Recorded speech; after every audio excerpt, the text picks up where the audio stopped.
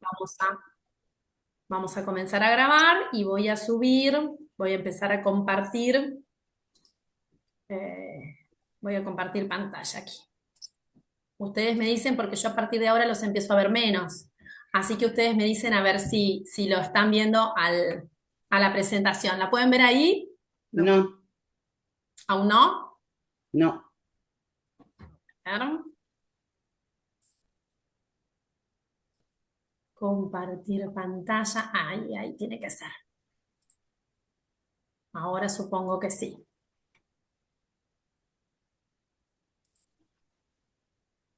Ahí estamos. Ahí Ahora sí. sí. Sí, ahí sí. Excelente. ¿Y Vení, esta vení nueva acá. presentación ahí la ven bien? Sí. Sí, sí, perfecto. Ahora. Perfecto. Bueno. La idea es que hagamos un resumencito de todo lo que pasó para quienes, hay muchas noticias en las redes sociales, hay muchas noticias en los diferentes medios de comunicación y vamos a ir a la información oficial que tenemos. Lo que les voy a contar en una primera instancia es información que yo pertenezco a la Sociedad Argentina de Infectología, a la Comisión de Enfermedades Endémicas y Emergentes, como hago referencia ahí abajo, y este es un informe que sacamos desde la comisión acerca de los diferentes casos que ocurrieron en este brote que sucedió en el crucero, ¿sí? A ver, si lo puedo pasar. Bueno, lo que sucedió y el informe, como lo pueden encontrar en la página de la Sociedad Argentina de Infectología, esto es la actualización epidemiológica que se hizo en marzo. Se identificó un brote de una enfermedad aguda grave por hantavirus de probable transmisión interhumana a bordo de un crucero de origen neerlandés, ¿sí? Que navegaba por el Océano Atlántico. En ese momento era de posible transmisión interhumana, ahora está certificado por las características que ahora vamos a comentar, que fue habiendo de la PCR y la secuenciación del virus que encontraron en cada uno de los pacientes afectados, ¿no? Este crucero inicia su itinerario en Ushuaia, Argentina, el 1 de abril y hace todo un recorrido en diferentes islas de todo el Atlántico Sur. Es un pequeño crucero, no es un crucero de los característicos que a veces llevan más de 1.000 personas, 2.000, 5.000 personas, hay cruceros. Este era un crucero que llevaba cerca de entre 150 y 180 pasajeros. Lo que sucede es que inicia su itinerario en Ushuaia el 1 de abril y el 2 de mayo hace una notificación, según la información comunicada por el operador del buque. En ese momento había 147 personas en el crucero, incluyendo tanto pasajeros como tripulantes, que pertenecían a diferentes nacionalidades, alrededor de 23 nacionalidades, y que mientras tanto ya 34 personas habían descendido, ¿no? O sea, inicia el crucero el 1 de abril y el 2 de mayo, la Organización Mundial de la Salud hace una alerta a través del Reglamento Sanitario Internacional del Reino Unido, de Gran Bretaña e Irlanda del Norte, que estaba sucediendo algo en este crucero. Al 8 de mayo se habían reportado 8 casos del total, 6 confirmados por laboratorio y 2 casos probables, y se fueron registrando 3 pacientes fallecidos. ¿Cómo sucedió esto? El primer caso fue un varón adulto que embarcó el 1 de abril, luego de haber permanecido más de 3 meses. Era una pareja esta, más de 3 meses de viaje en Argentina, Chile y Uruguay, y empezó con los síntomas el 6 de abril, una semana más o menos de haber iniciado el viaje desde Ushuaia. Fallece a bordo el 11 de abril por un cuadro de neumonía, aparentemente. En ese lugar no se realizaron pruebas microbiológicas, por supuesto que en el barco no se podía, por lo cual la Organización Mundial de la Salud a ese caso puntual lo clasifica como un caso probable. No tenemos confirmación de ese caso inicial, que es el denominado caso 1, ¿no?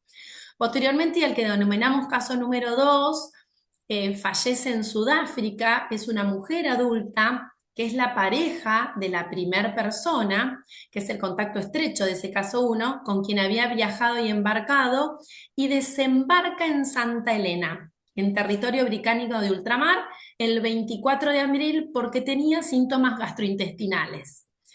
Y el 25, a los días siguientes, durante un vuelo a Johannesburgo, en Sudáfrica, presenta un deterioro clínico y fallece al otro día en una institución de allí de Sudáfrica. En ella es la primera persona en donde se puede confirmar por PCR el 4 de mayo que tiene hantavirus y la identificación del virus de tipo Andes, de la variedad Andes. Ahora después vamos a hablar que en nuestro país hay diferentes variedades dentro de este grupo viral. La variedad Andes, Andes del Sur puntualmente, es la que se encuentra en el sur de nuestro país. Nosotros en Argentina tenemos 4 regiones, claro, el país es endémico, pero tenemos 4 regiones que ahora vamos a marcar, ¿sí? Bueno, acá la identificación fue por el virus Andes y fue confirmado posteriormente por secuenciación. El tercer caso, hospitalizado en la unidad de terapia intensiva de Sudáfrica, es otro varón adulto que comienza con síntomas el 24 de abril, desembarca y es evacuado desde la isla de Ascensión en territorio británico a los 3 días, el 27 de abril. Y cuando se hace este reporte, que fue hace unos poquitos días, todavía permanecía en la terapia intensiva de Johannesburgo en Sudáfrica, con diagnóstico de infección por hantavirus confirmado por PCR el 2 de mayo e identificación del virus Andes, posteriormente confirmado por secuenciación. Entonces ya ahí teníamos el caso 2, fallecido, que era la mujer del primer caso, y otro varón adulto confirmado que permanecía en la terapia intensiva. El caso 4 fue confirmado y fallecido a bordo, que era otra mujer adulta que inicia los síntomas a fines de abril, con un cuadro de fiebre, malestar general y posteriormente neumonía, y fallece a bordo también el 2 de mayo. En ella se logra tomar una prueba, una muestra post-mortem que fue enviada a Países Bajos junto con los pacientes evacuados, y allí se constata la infección por hantavirus confirmada también por PCR. Entonces ahí ya teníamos, de los 4 casos, 3 estaban confirmados por hantavirus y la totalidad por virus Andes secuenciado. El quinto caso fue el médico del crucero, ¿sí? Inicia los síntomas el 30 de abril con fiebre, fatiga, mialgias y síntomas respiratorios. Fue evacuado también en Países Bajos ese mismo día y hasta la fecha permanecía estable en aislamiento con una PCR positiva para el virus Andes, que fue positiva el 6 de mayo e identificado la variedad Andes del hantavirus por secuenciación de la misma forma que los anteriores. El caso 6 se aísla en los Países Bajos, es otro varón adulto que era el guía del crucero, o sea, teníamos al médico infectado, al guía infectado, también inician todos similares entre el 25 y el 30 de abril, con manifestaciones respiratorias y gastrointestinales, evacuado también en Países Bajos, y el 7 de mayo y permaneció estable en aislamiento, con diagnóstico por PCR para hantavirus y secuenciación para virus Andes hasta el 6 de mayo. Y los últimos 2, el varón adulto que desembarca en Santa Elena, en territorio británico, el 22 de abril, y regresa a Suiza entre 27 y 28 de abril con una conexión vía Sudáfrica-Qatar, y comienza el 1 de mayo, luego de arribar a Suiza, con la sintomatología. Este paciente se aísla en forma voluntaria, sabiendo el contexto en el que estaban viviendo, porque recuerden que ya vamos un mes en total, ya íbamos un mes en total de crucero, ¿no? Entonces ya se estaba sabiendo y había una gran cantidad de pacientes con síntomas. Se aisló voluntariamente y notificó a las autoridades sanitarias. Cuando comienza con los síntomas, lo hospitalizan y se aísla, y también presenta PCR positivo para hantavirus y secuenciación positiva para virus de variedad Andes. Y el octavo caso es un caso probable, también estable en el aislamiento de Tristán de Cunha, otro varón adulto que desembarca allí en territorio británico de ultramar el 14 de abril y a fines de abril empieza con diarrea y 2 días después fiebre. El 8 de mayo la Organización Mundial de la Salud lo clasifica como caso probable porque estaba pendiente la confirmación, que ya a esta altura está confirmada. Entonces, así fue la secuenciación o cómo fue transcurriendo la totalidad de los casos en el medio del crucero. Fíjense que el recorrido acá, yo hice como en un planiferio, cómo fue todo el itinerario de navegación. Salieron el 1 de abril de Ushuaia, pasaron por las Islas Georgias del Sur del 4 al 7 de abril, Tristán de Cunha a mediados de abril, a la isla Go Island llegan el 17 de abril, llegan a Santa Elena entre el 21 y el 24, desembarcando ya algunos pasajeros por los síntomas y ya teniendo al paciente fallecido. En Ascensión el 27 de abril también frenan por evacuación médica y llegan a Sudáfrica en Cabo Verde, previstos para finalizar, que posteriormente no termina el recorrido allí y como finalizaba en Islas Canarias en España, finalizan en el arribo al aeropuerto, al puerto, el 10 de mayo del 2026. Ese fue todo el itinerario que hicieron.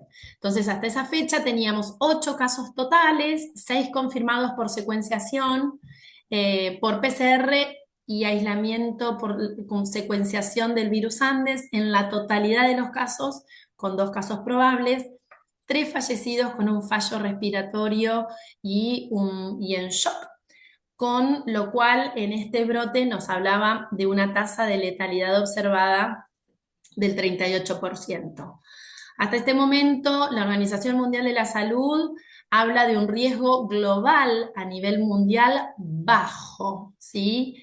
Sabemos que el hantavirus se transmite en forma interhumana, puntualmente a través de este virus, de esta variedad que es la variedad Andes, porque ahora vamos a nombrar el resto de las variedades que tiene el hantavirus, pero el riesgo era moderado para pasajeros y para la tripulación debido a como hace 2 días estuve en un webinar latinoamericano en donde la Sociedad Venezolana de Infectología hablaba de que fue como una incubadora, ¿no? Porque era así, estaban en un espacio sumamente cerrado, que era el crucero y actuó como una incubadora. No es fácil el contagio interhumano de hantavirus, no es sencillo contagiarte de hantavirus a través de un otro. Lo más habitual, como conocemos, es la aerolización de las secreciones, ¿no? De las secreciones que vienen de la materia fecal de los ratones colilargos, del Oligorhizomis longicaudatus, de la orina o de la saliva. Esa es la forma más frecuente. Ahora está en boga todo esto que sucedió con la variedad Andes, pero recordemos que no es la forma más frecuente de contagiarnos el hantavirus. No debemos dejar de tenerlo en cuenta, pero no es la forma más frecuente. Así que bueno, esto a partir del caso 1 tenemos los 3 casos iniciales posteriores. Acá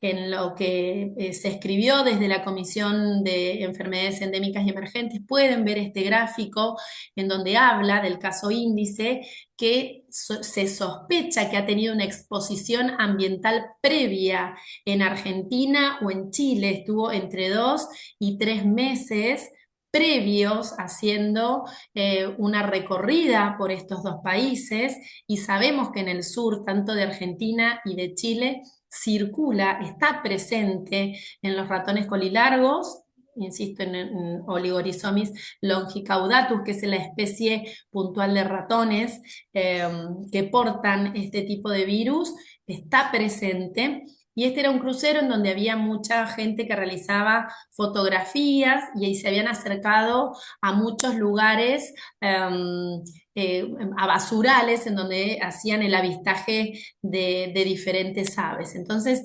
existe la posibilidad, a pesar de que hoy hubo noticias en donde el Malbrán había enviado gente hasta Ushuaia para hacer la búsqueda de ratones a ver si existen, porque hasta el momento la comunidad de Ushuaia no ha encontrado que existan aún en esa región ratones, ¿no?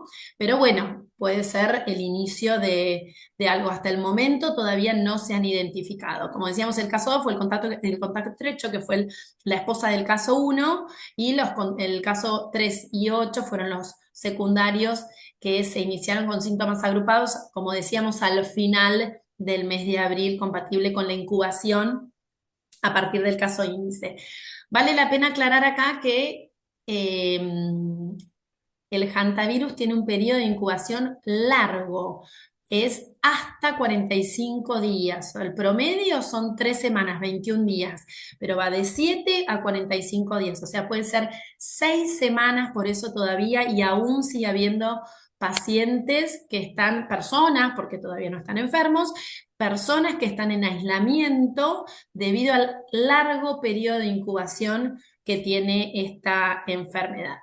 Bueno, y la compatibilidad temporal, como yo describí aquí abajo, y la escasa diversidad genética viral confirma probablemente una introducción zoonótica inicial seguida de la transmisión persona a persona. Bueno, acá son algunas de las banderas de los pacientes, como yo les contaba, había 23 nacionalidades diferentes dentro de los casi 150 pasajeros, y posteriormente el resto todos desembarcaron en Islas Canarias, finalizando el crucero. Cuando se hizo la vigilancia genómica, las primeras 5 muestras secuenciadas eran casi idénticas, con lo cual ahí se empieza a sospechar sin duda que la transmisión podía ser interhumana, porque no habían establecido contacto con nadie más durante el periodo del crucero, y no la totalidad de los casos afectados tenían un viaje en común o sospechaban una fuente en común. Como decíamos, el hantavirus es una zoonosis que para nuestro país es una zoonosis endémica.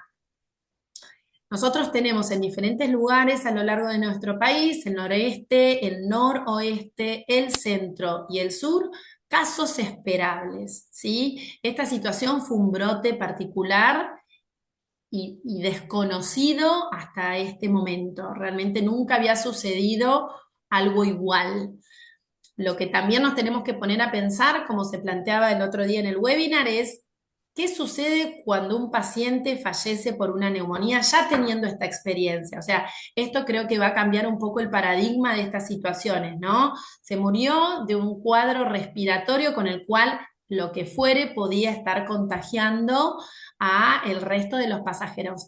Así que yo creo que esto va a servir para que sea un aprendizaje y veamos cómo continuamos después de esto, de lo que sucedió, ¿no? Porque hay 3 personas fallecidas, hay un número importante de personas positivas y un número mayor, decenas de personas que aún siguen en aislamiento aguardando y viendo si tienen o no tienen sintomatología. Lo más habitual... Sole, ¿te puedo hacer una Sí, por preguntita? supuesto. Yo digo, la sintomatología del paciente podría ser cualquier otra enfermedad viral o bacteriana o lo que fuera. ¿Se sospechó de hantavirus por la epidemiología o por qué? No, en realidad cuando empieza a haber más pacientes, cuando empieza a haber más pacientes afectados que frenan y dejan a la segunda, vendría a ser a la esposa del paciente que fue la segunda víctima, es allí donde se empiezan a pensar todas las causas, la sintomatología de los dos primeros pacientes fueron similares. Entonces, era raro que sea una neumonía común. Y es ahí donde empezamos a pensar, viniendo de un país endémico para hantavirus, los que vivimos acá en Argentina, un cuadro respiratorio atípico y que empieza a aparecer, ya 2 casos es mucho, y más que tengan un contacto estrecho, digo, no tienen todas las personas en una misma familia una neumonía. Cuando empiezan a suceder, empiezan a haber más alertas, y viniendo de un país endémico, es que allí se empezó a sospechar. Y Bien. posteriormente empezaron a aparecer cada vez más. Es allí donde también nuestro país brindó desde el Malbrán y colaboró para la ayuda en el diagnóstico. Envió los reactivos y demás que nosotros tenemos acá. Yo no te digo que estamos acostumbrados, pero para nosotros es una enfermedad que la tenemos presente. De hecho, ahora lo voy a mostrar, pero ya la Organización Mundial de la Salud, no recuerdo si el 11 o el 14 de diciembre, ahora en un slide lo muestro, a mediados de diciembre ya había alertado que los casos de hantavirus, como vamos a ver, en nuestro país y en todas las Américas habían aumentado. Los casos de hantavirus vienen en ascenso. Ya en el último año viene, nosotros hablamos de temporada, la temporada empieza en octubre, en la última temporada viene en ascenso. Ahora vamos a mostrar el corredor epidemiológico. Estamos por encima del corredor del gráfico de brote desde ya hace meses. Ya tenemos más casos de hantavirus de lo habitual, a pesar de ser una población endémica, ¿no?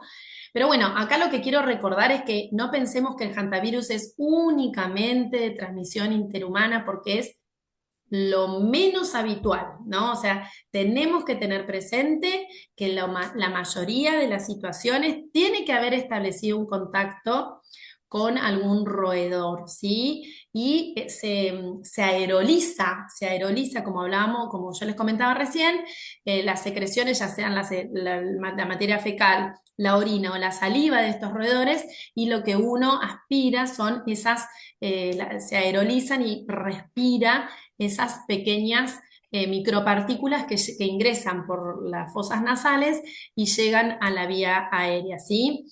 El virus es un tipo de RN, familia Hantaviridae, y perteneciente al género Orthohantavirus. Esto es muy microbiológico.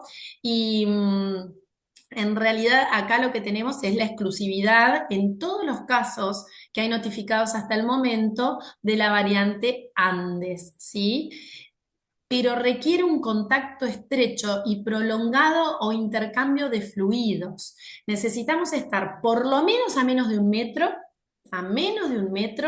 por un periodo mayor a 30 minutos. O sea, insisto, no es fácil, por eso el crucero fue como un lugar donde se incubó perfectamente un brote, porque si bien era un espacio físico grande y un número de personas para un crucero no tan grande, hay cruceros, como decíamos al inicio, mucho mayores, pero no se movían, no tenían tantas paradas, ¿no? Y acá, como yo puse en la parte inferior, la ventana de transmisibilidad es desde 2 días antes el periodo de contagio, desde 2 días antes del inicio de la fiebre hasta 5 días después, extendible hasta 15 días en lactancia, que ahora lo vamos a hablar en un artículo que se sacó el año pasado sobre las controversias de hantavirus. Ahora los vamos a tomar y vamos a hablar sobre la lactancia. Todo esto, Una consulta, sí, Sole. Eh, la primera es el segundo caso en que se muere, creo que, no me acuerdo si el segundo o el tercer caso, vos decís que tiene una sintomatología gastroentérica, intestinal. Sí, intestinal, perfecto. tal cual. ¿Se muere por eso o desarrolló un problema respiratorio también? Todos Porque, terminaron con cuadros respiratorios. claro, Hantavirus, porque virus Andes normalmente lo que hace es producir un cuadro respiratorio. todos eh, terminaron con cuadros respiratorios. Algunos iniciaron con cuadros gastrointestinales. De hecho, el perfecto. primer paciente también inició con un cuadro gastrointestinal.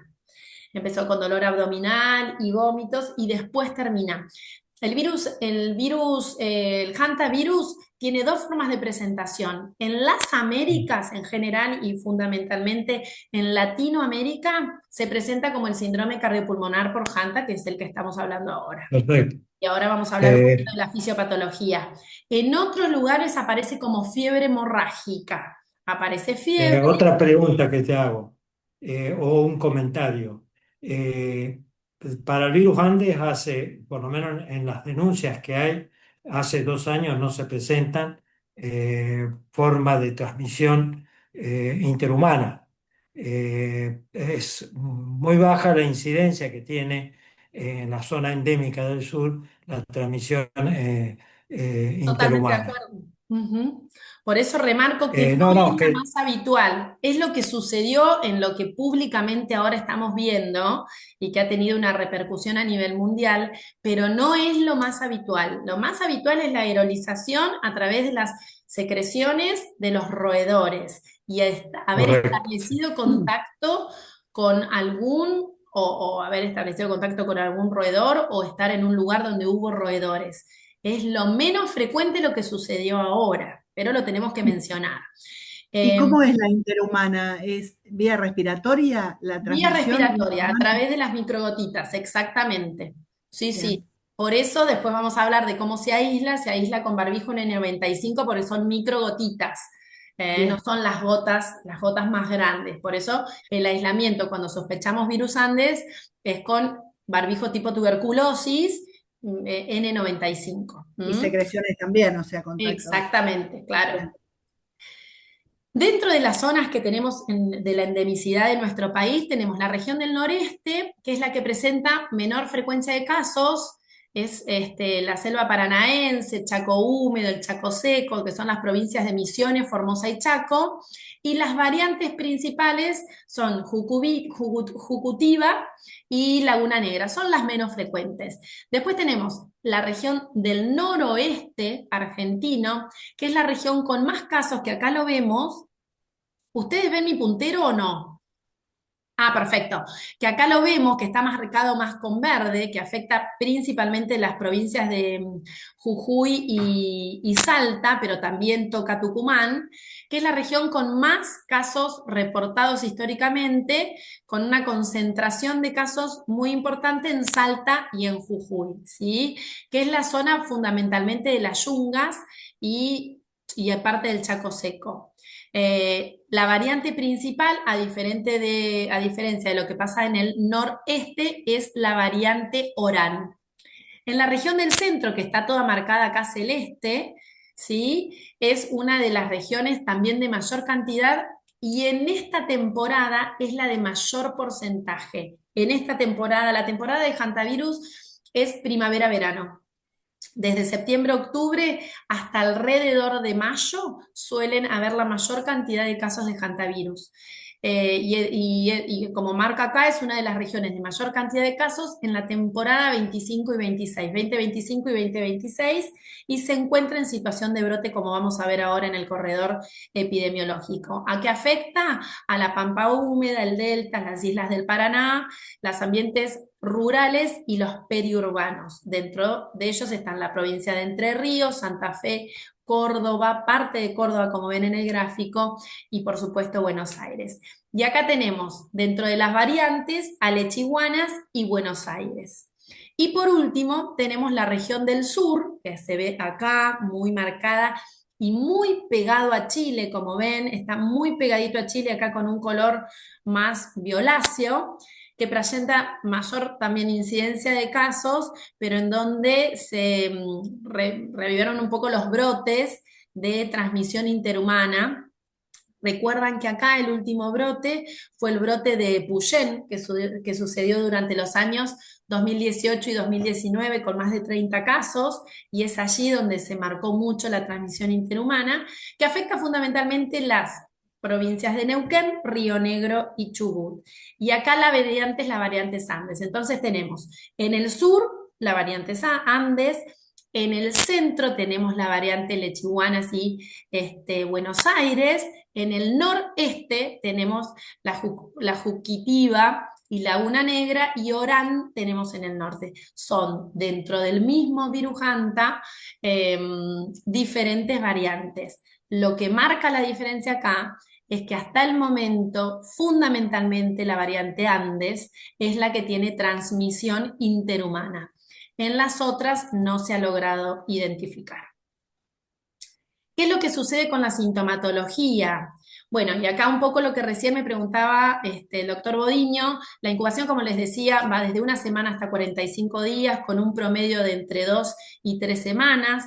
Posteriormente viene la fase prodrómica, alrededor de una semana, absolutamente inespecífica, fiebre, ahora vamos a ver diagnósticos diferenciales, pero fiebre, mialgias, cefalea y síntomas gastrointestinales. No olvidarnos, porque a veces uno asocia Hanta a todo respiratorio, pero pueden empezar, como gran parte de lo que sucedió en el crucero, con cuadro gastrointestinal. Por eso es clave que la sospecha la tengamos acá presente. Luego viene el síndrome cardiopulmonar, que es de aparición brusca, con tos, disnea, hipotensión, el edema pulmonar por aumento de la permeabilidad capilar, que muchas veces termina en la insuficiencia respiratoria con RM y shock cardiogénico, llevando hasta el 30 y el 40% de mortalidad alrededor de las primeras 48 horas de esta fase. Esta es la situación más crítica que tiene esta enfermedad. Y posteriormente teníamos el periodo de convalecencia, que es una recuperación progresiva, tanto hemodinámica como pulmonar, ¿sí? Así que como para remarcar, recuerden, los pródromos son absolutamente inespecíficos, pero no nos debemos olvidar del cuadro gastrointestinal, y dentro del cuadro cardiopulmonar o del shock cardiopulmonar, síndrome, como le decimos nosotros, síndrome cardiopulmonar por Hanta, la aparición de tos, disnea e hipotensión. Voy a ver si puedo mostrarles este pequeño video que tengo acá, si es posible, para hablar un cachito, no sé si me anda bien, virus, porque no hay lesión tisular. A ver allí, a ver, ¿ustedes están viendo la imagen de una médica ahí? ¿Sí? Perfecto, vamos a ver si anda internet. No es el resultante inmunológica orquestada en el endotelio microvascular pulmonar. Eso, hasta la claudimandes en nuestra región, ingresa por vía inhalatoria a través de bioaerosoles. Estos aerosoles provienen de excretas, salen en el alvéolo. El virus no destruye el epitelio. Su blanco son las células endoteliales y macrófagos. Para interactúan con receptores senos, utilizan predominantemente laquetas. El virus altera la función de la V-caderina, la goma endotelial. El virus se repara la célula inicialmente. Sin embargo, el sistema inmune detecta la replicación y dispara una respuesta inflamatoria masiva. Reclutamiento celular en el intersticio pulmonar. Estas células liberan altas concentraciones de interferón gamma, factor de necrosis tumoral alfa e interleuquina capilar. Este es el evento fisiopatológico central. La respuesta inmune, arquitectura celular. El líquido invade primero el intersticio y luego el espacio alveolar. Clínicamente, esto se traduce en un edema pulmonar no cardiogénico bilateral y fulminanteoso, lo que plasma hacia los pulmones. El paciente entra en un shock cardiogénico e hipovolémico secundario. Epitelio pulmonar explica la trombocitopenia severa que verán en el laboratorio. En resumen, pero altera los planos eléctricos y de plomería a casa en su intento por desalojarlo. Sus defensas terminan inútil para su práctica médica. Pequeño videíto que en realidad me pareció interesante que puedan ver, porque era difícil explicar toda la fisiopatología y que quede claro que no hay destrucción alveolar, ¿no? Hay un aumento, parece que le hicieran muchos agujeritos y se genera una hiperpermeabilidad. Eso es lo que sucede con Hanta. Y en realidad lo que quería que quede como presente era tratar de entender o recordar, muchos de nosotros somos médicos profesionales y esto lo hemos estudiado, sino hacer un recordatorio de cuál es la fisiopatología. Hantavirus no tiene tratamiento, no tiene tratamiento específico, no tiene vacuna, con lo cual el tratamiento es netamente sintomático. ¿Cuáles son las red flags, ¿no? Las situaciones de alerta en el laboratorio? Sospechamos que un paciente tiene hantavirus. ¿Qué es lo que tenemos que hacer? ¿Cuál es la sospecha? Primero en el laboratorio, como decía el video, lo que va a hacer una de los órganos Diana, de las células Diana, van a ser las plaquetas y bajan las plaquetas, bajan mucho las plaquetas, con recuento en general menor a 150.000. Recuerden que lo normal es aproximadamente de 150 a 450, acá hay un descenso por debajo de 150.000 plaquetas, uno de los predictores de gravedad más consistentes que tiene hantavirus. Pero bueno, dengue, por ejemplo, también suele dar plaquetopenia, así que tenemos que estar alertas. Otra red flag, situación de alerta, concentración por esta hiperpermeabilidad vascular que hay un hematocrito que se aumenta, una hemoconcentración por esa severa fuga capilar, así que esos son dos parámetros típicos, sencillos, fáciles que podemos ver en un hemograma. Vamos a encontrar leucocitosis con desviación a la izquierda en presencia de notables presencias de inmunoblastos o linfocitos atípicos. Esto puede estar o no puede estar. Y lo encontramos muchísimo mejor porque vamos a estar más alerta. Y sin duda, algunos marcadores tisulares o hepáticos pueden ser el aumento de la LDH y la elevación de las transaminasas TGO y TGP asociada a la hipoalbuminemia. Así que tengamos en cuenta esto, que también se parece a otros cuadros febriles, insisto, como por ejemplo dengue, como por ejemplo chikungunya, ¿no? Entonces es difícil hacer a veces, por eso es tan importante la epidemiología, es tan importante para nosotros los que nos dedicamos, los clínicos, o nosotros los infectólogos, los médicos generalistas, los que estamos a veces en primera línea, hacer esta preguntas tan importantes en cuanto a la epidemiología. ¿Cómo hacemos la confirmación?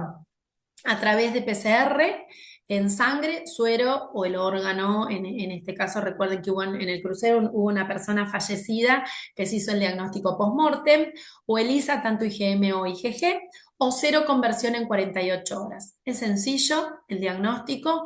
¿Con qué vamos a hacer diagnósticos diferenciales? Por supuesto que leptospirosis, otros tipos de arbovirus que ahora vamos a ver, fiebre hemorrágica argentina, influenza, todos los cuadros respiratorios, COVID, pero eso lo vamos a ir evaluando de acuerdo a la epidemiología. ¿Qué se hace ante esta situación? Sospechamos hantavirus, en general nunca los dejamos en el hogar. La hospitalización inmediata para la evaluación rápida ante caso sospechoso bajo aislamiento. Y otra acción mandatoria es ante parámetros, esas red flag que veíamos, esas situaciones de alerta, plaquetopenia, hemoconcentración, que empiece con esa hipermeabilidad vascular.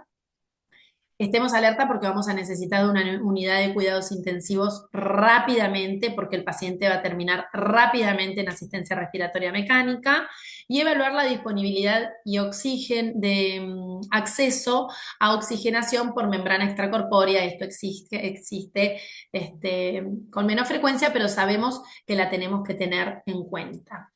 ¿Cuáles son los mecanismos de bioseguridad que tenemos que tener? Los equipos de protección personal, tan conocidos que hemos hablado tanto del EPP durante la pandemia por COVID-19. Por supuesto que el paciente se tiene que internar aislado en una habitación individual.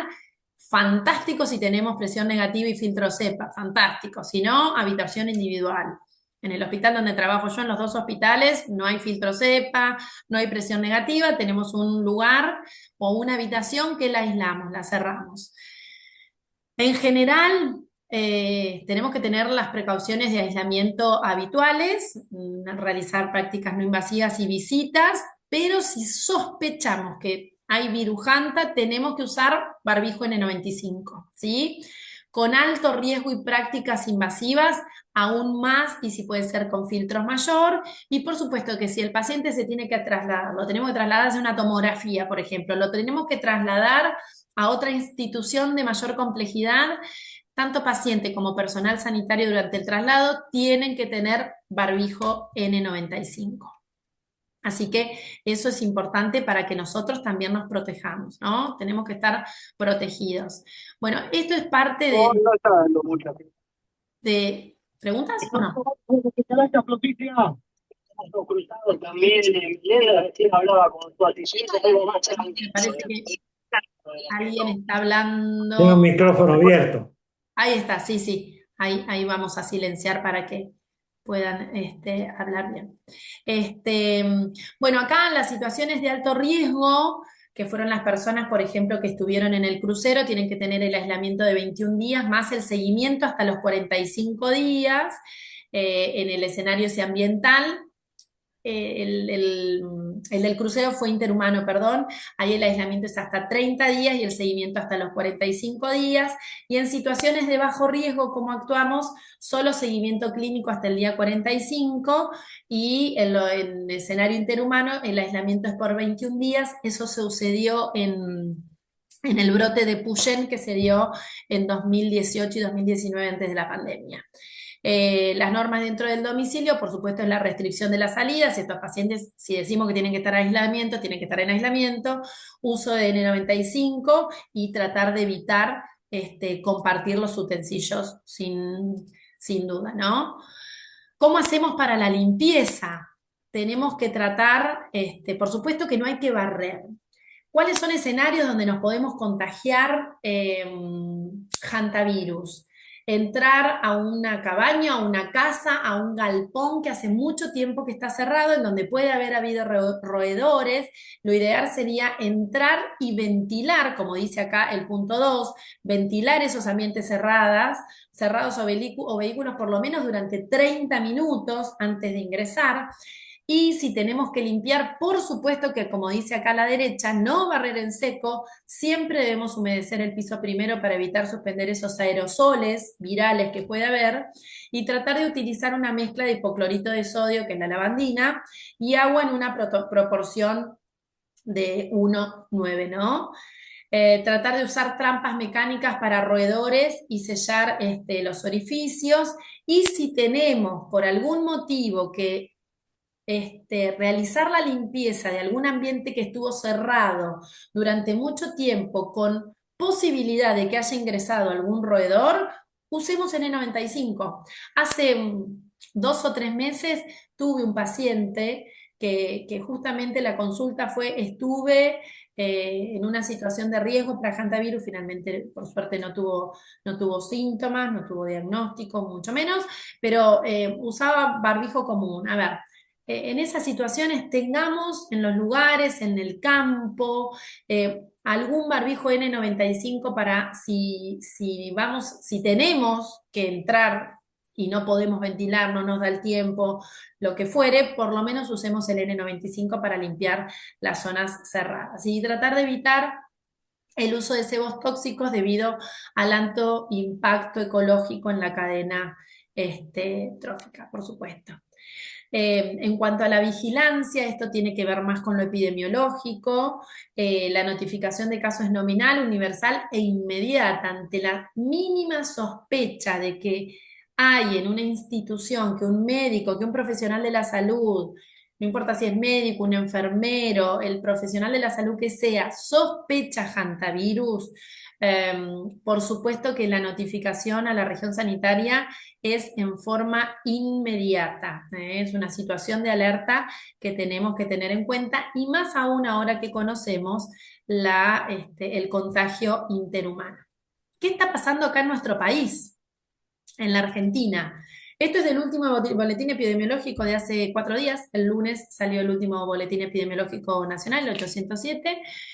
Vamos por la semana 17 epidemiológica, y acá se grafica los casos confirmados por mes, por año y por la condición de egreso desde la semana 27, semana epidemiológica, del 2018 hasta la 17 del 2026. Fíjense que acá, donde está marcado con esta flecha, fue el brote de Puyen, en donde tuvimos un gran número de casos, lo que sucedió en el sur, con un aumento el crecimiento recuerdan de las cañas, que son un excelente alimento para este tipo de roedores. Había un gran crecimiento de esa comida para esos roedores y hubo un gran brote. Y nosotros hoy estamos acá. Fíjense que hubo momentos entre el 2023 y 2024 que estuvimos, pero ahora estamos más alto y llevamos 5 meses del año 2026. Entonces estamos en una situación de alerta para hantavirus. Este es el corredor epidemiológico endémico con el número de casos acumulados en forma semanal. Este es el de la temporada, ¿no? De la temporada, que es de la semana epidemiológica número 27, octubre del año 2025, hasta lo que vamos del año 2026, que vamos semana 17, dijimos hasta aquí. Fíjense que el número de casos es la curva punteada. No tenemos que sobrepasar ni siquiera la zona naranja. Fíjense que estamos mucho más alto y en forma constante, no es que estuvimos en la zona verde en algún momento, sino venimos en forma constante con una elevación constante por encima de la situación de brote en nuestro país. Bueno, esto acá habla de los casos y la letalidad por temporada. También se observa que antes el porcentaje de letalidad era menor. Fíjense acá los puntos naranjas son los casos de letalidad en los años 2018, 2019, 19-20, 20-21, fíjense, y vamos 25-26 con el mayor porcentaje de letalidad hasta el momento en la historia de nuestro país. Acá tenemos otro mapa que muestra la tasa de incidencia media y fíjense los lugares más sombrados y más oscuros. Como decíamos, el norte es la región del noroeste, es la zona donde más casos de Hanta hay históricamente, pero en la última temporada nosotros hemos tenido muchos más casos en la zona del norte que en la zona del noroeste de nuestro país. Les contaba al inicio de la charla que ya había, a través de la Organización Panamericana de la Salud, fíjense, el 19 de diciembre del 2025 salió esta publicación donde hay una alerta epidemiológica por síndrome pulmonar por Hanta en la región de las Américas. Acá, si bien decía que es predominantemente zoonótica, vinculada a roedores, la región cuenta con antecedentes que ya se sugiere la transmisión de persona a persona y estaba alertando de que alguna situación podía llegar a pasar sobre fines del año pasado, donde se empezaba a ver la curva de ascenso.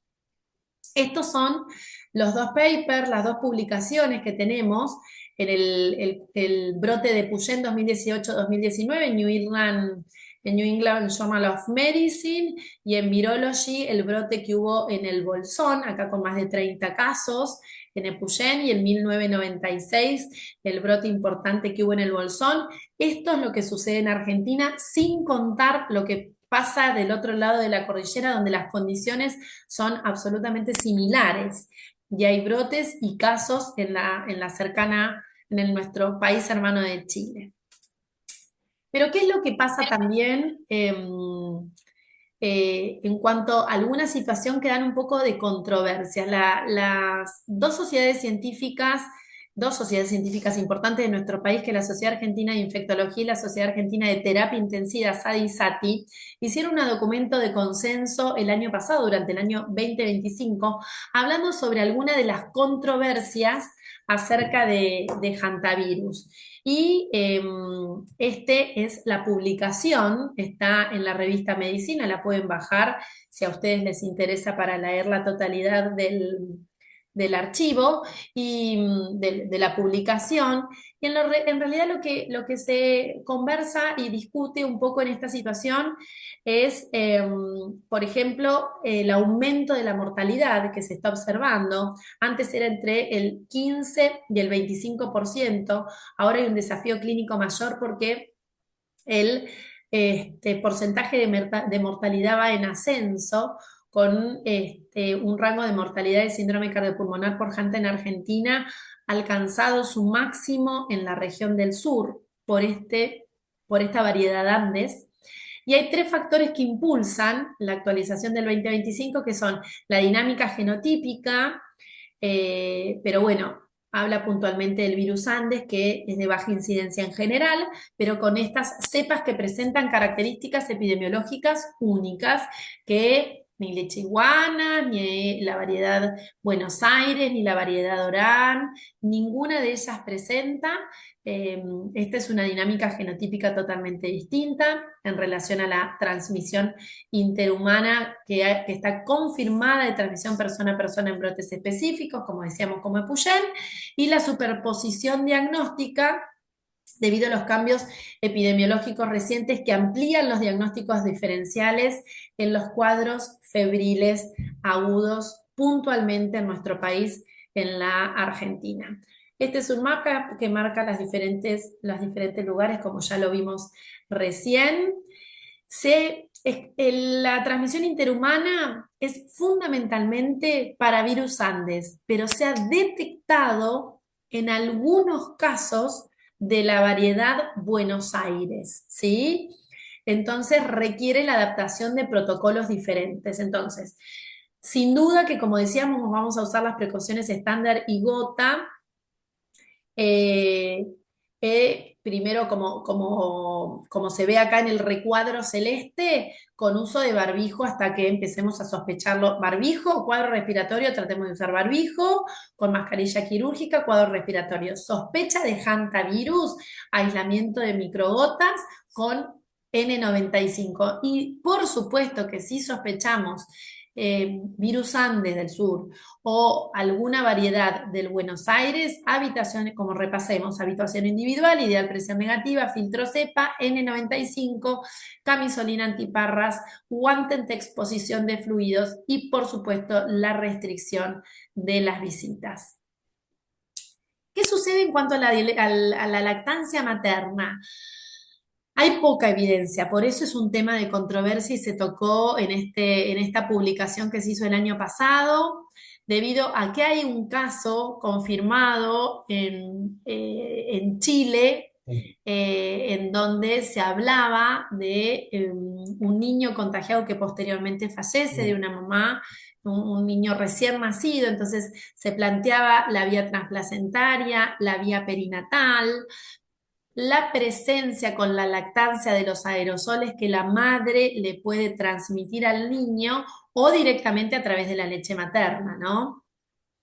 Bueno, está en discusión, hay evidencia que se encontró PCR positivo, documentado en un brote del sur en Chile, pero el consenso entre estas dos sociedades llega a la conclusión que en la región sur, con virus Andes, y confirmación del virus Andes, la propuesta es posponer la lactancia hasta que el ARN viral sea indetectable en sangre y en leche materna. Pero aquí es indispensable coordinar con la red de laboratorio que sea de la jurisdicción para envío de esas muestras pareadas. O sea, es una situación de alerta que hasta el momento no se había pensado, pero faltan más casos, falta más evidencia, por eso es un gran tema de controversia, pero el consenso intersociedades ha decidido la recomendación de posponer la lactancia ante situación del virus, de un caso de virus de variedad Andes. ¿Cuáles son los predictores de gravedad de HANTA? Predictores tempranos de gravedad del síndrome cardiopulmonar con HANTA, como habíamos hablado, plaquetopenia fundamentalmente. Hay una caída documentada en ventana de 8 horas de la plaquetopenia, es el principal indicador y el más temprano, así que tenemos que estar muy alertas. Una concentración del hematocrito, más de 10% de inmunoblastos en el frotis y un aumento de la TGO y un KPTT prolongado en el coagulograma, ¿sí? Estas situaciones que hablan de predictores tempranos de gravedad son criterio de traslado inmediato. La combinación de esta plaquetopenia acelerada y la hemoconcentración rápidamente exige el traslado a una unidad de terapia intensiva, un centro de mayor complejidad, y debido al shock que puede llegar a causar rápidamente esta situación. Y otros temas de controversias, y ya como para ir finalizando, son las situaciones terapéuticas. Como dijimos, no tiene vacuna, es una enfermedad que no tiene tratamiento específico. ¿Qué pasa con los corticoides? No hay evidencia en este artículo. Lo que se demuestra con la evidencia científica es que no hay evidencia de alta calidad, con lo cual no está recomendado de rutina la metilprednisolona en diferentes pulsos. Son seguros, pero sin beneficio estadístico de mortalidad, ¿sí? Solamente considerarlo para síndrome de distrés respiratorio agudo con una PAFI menor o igual a 300. El plasma de convalecientes tiene una evidencia en un estudio que se hizo en Chile, un estudio abierto de Chile, con una reducción de mortalidad del 14 versus 32, con una PAI, con una dosis de 10.000 unidades internacionales kilo en dosis única, en dosis doble si llega a requerir este tipo de oxigenación que no tenemos en todos lados, así que podría ser una alternativa terapéutica más viable y segura. Podría ser, tampoco es tan fácil de conseguir el plasma de convaleciente, pero al menos podríamos pensarlo si tenemos un paciente con hantavirus presente. Y la ribavirina no hay evidencia, es ineficaz en fase cardiopulmonar, prometedor únicamente en fase prodrómica, pero como sabemos, en la fase prodrómica es sumamente difícil de hacer el diagnóstico porque son síntomas absolutamente similares con otras enfermedades, con lo cual es exclusivo para ensayos clínicos de investigación temprana y no hay recomendación de ribavirina según el consenso intersociedades. Y como reto diagnóstico, definiendo el síndrome febril agudo inespecífico, tenemos que recordar que es un cuadro febril de menos de 7 días de evolución, con mialgias severas y artralgia, cefalea, puede o no tener rash, y recuerden que suele haber cuadro gastrointestinal, diarreas, náuseas o vómitos, y una situación importante es que no tiene síntomas de vías aéreas superiores. Pero bueno, el síndrome cardiopulmonar puede simular una neumonía típica, influenza, como dijimos, COVID, un shock séptico bacteriano, y fundamentalmente esto depende críticamente del área geográfica probable de la infección. Dentro de la arbovirosis, como decíamos, el diagnóstico diferencial se da con dengue, chikungunya y zika. Dentro de las enfermedades bacterianas tenemos a la leptospirosis, que tiene un periodo de incubación mucho menor, pero se asocia a ictericia, leucocitosis con neutrofilia, hay una insuficiencia hepatorrenal, y como dijimos, también puede hacerse el diagnóstico con la fiebre hemorrágica argentina. También acá es fundamental la epidemiología. Conducta inmediata, como dijimos, recordemos, y como soy infectóloga no voy a parar de decirlo, la notificación inmediata a región sanitaria, porque eso habla de una situación de que todos nos pongamos en alerta, y llevar a cabo la toma de muestras para hacer el diagnóstico y control en 48-72 horas con un hemograma y una eritrosedimentación. Acá tenemos, de acuerdo a las regiones dentro de Argentina, a las regiones más endémicas, en el NOA podemos encontrar arbovirosis, incluyendo oropuche. Recuerden oropuche que por ahora no tenemos casos, pero viene en descenso dentro de las Américas, con lo cual Argentina en breve puede tener casos de oropuche, que tiene un cuadro muy similar, síndrome febril en específico, igual que todos los que fuimos nombrando. En el noroeste argentino, recordar las riquecias, fundamentalmente en áreas rurales como Salta y Jujuy, y la salmonelosis. El noreste argentino, recordar también la arbovirosis, pero la fiebre amarilla y la leishmaniasis visceral. Y en el centro también recordar las riquecias, tenerlas presentes, y en nuestra provincia, en Buenos Aires, la fiebre hemorrágica argentina, junto con Córdoba y Santa Fe y La Pampa. Si hay alertas, como tuvimos sobre fines del 2024, el brote de encefalitis equina del oeste o el Nilo occidental, lo tenemos que pensar, también síndrome febril inespecífico con los mismos pródromos, pero cuadros neurológicos asociados, recordar encefalitis equina del oeste. O sea, dentro de la infectología no debemos olvidarnos este gran espectro de patologías que pueden aparecer. Y no únicamente en estas zonas, sino para todo el país, leptospirosis, triquinosis, COVID, influenza y un cuadro de gastroenteritis viral también lo debemos tener presente. En síntesis, la prevención, aislamiento estricto con barbijo N95, fundamentalmente sospecha de virus Andes y Buenos Aires, precauciones estándares para el resto, posponer la lactancia materna si sospechamos virus Andes o hay diagnóstico de virus Andes.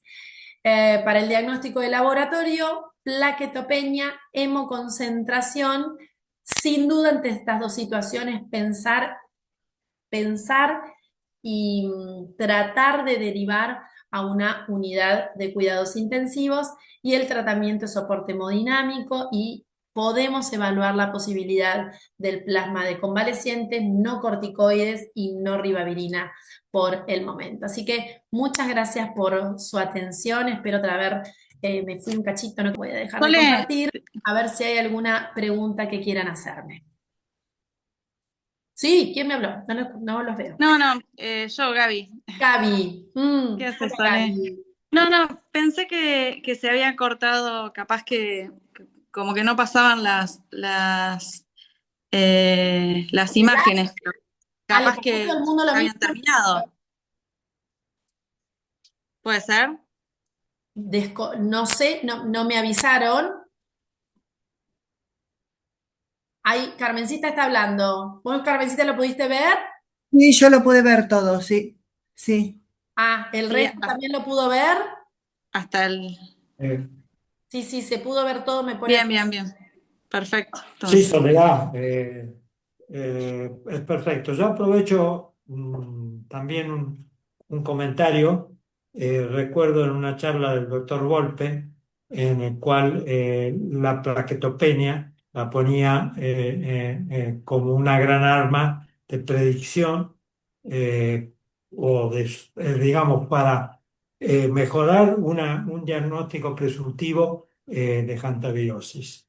Me pareció muy bueno eso. Después, creo que es interesante establecer eh, que se debe, en la posibilidad de que se tenga presencia de roedores, se debería tratar, una vez muerto, de poder clasificarlos, digamos, para determinar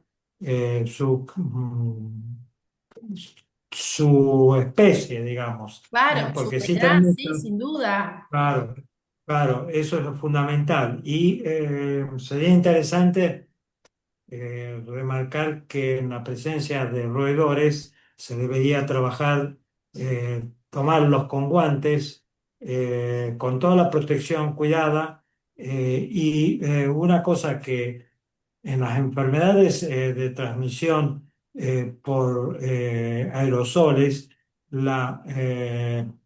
digamos, en nuestra región, que hay mucho viento, se debería tener el cuidado siempre de tener el viento de espalda y no de frente, a efecto de evitar los aerosoles que nos puedan traer infecciones. ¿Mm? Totalmente. Bueno, era simplemente esos comentarios que quería, es decir, es una enfermedad que creo que tiene mucho para transmitir a la población y se debe hacer, es importantísimo hacer educación, ya que como vos dijiste, también el diagnóstico temprano de la enfermedad evita el riesgo de muerte de ese paciente que está sufriendo síndrome respiratorio agudo. Y también me gustaría aportar, es decir, que se debería hacer diagnóstico diferencial y no con enfermedades infecciosas, sino con forma de neumonía intersticial del adulto, la cual es bastante común. Va, común, se Sin presentan duda, casos. al tener fiebre, lo primero que uno piensa son causas infecciosas, pero por ejemplo, enfermedades reumatológicas también pueden dar fiebre y afección respiratoria y no tener una causa Sí, infeccioso. infecciosa. Así que también es válido, Alberto, perfecto. Sí, sí, sí, El totalmente. tema es que hay que sospecharla porque es tan inespecífico la sintomatología que hay que sospecharla por ahí por la epidemiología, hacer un buen interrogatorio y todo eso, porque si no, Perfecto, es sí, medio sí. difícil hacer el diagnóstico o sospecharlo, ¿no? Sin duda, todas estas enfermedades que a veces uno está menos acostumbrado a ver, sabe que Claro. existen, pero estamos menos acostumbrados a ver. Yo vi un solo Hanta en mis 25 años de profesión y soy infectóloga. Digo, realmente son enfermedades que están frecuentes. Somos un país endémico, pero no las tenemos todos los días en nuestros hospitales, pero sí las tenemos que tener en la cabeza. ¿Sí? Exacto. Si las tenemos presentes es lo mismo que siempre yo cuento con la rabia, ¿no? Pensémoslas, si no las pensamos, no las vamos a diagnosticar. Entonces las tenemos Perfecto. que tener presentes, recordar esas alertas, acordarnos de esos red flags, plaquetopenia, hemoconcentración. Bueno, no hay tantas que den plaquetopenia, hemoconcentración. Pensemos esas 3 o 4. Ahora tenemos de muchas herramientas rápidas para hacer la búsqueda. Antes teníamos que ir a leer a los libros.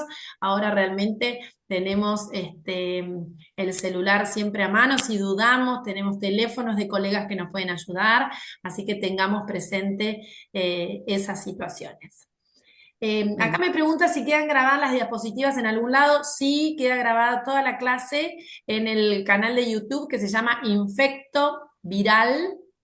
Yo en un ratito la bajo y ya subo la clase, la charla esta, y la pueden ver, mirar, se suman, es absolutamente gratuito, pueden pasar el link a quien lo deseen, así que están todos invitados a formar parte de esa comunidad de Infecto Viral en donde paso todos los meses estos Ateneos. ¿Alguna otra pregunta?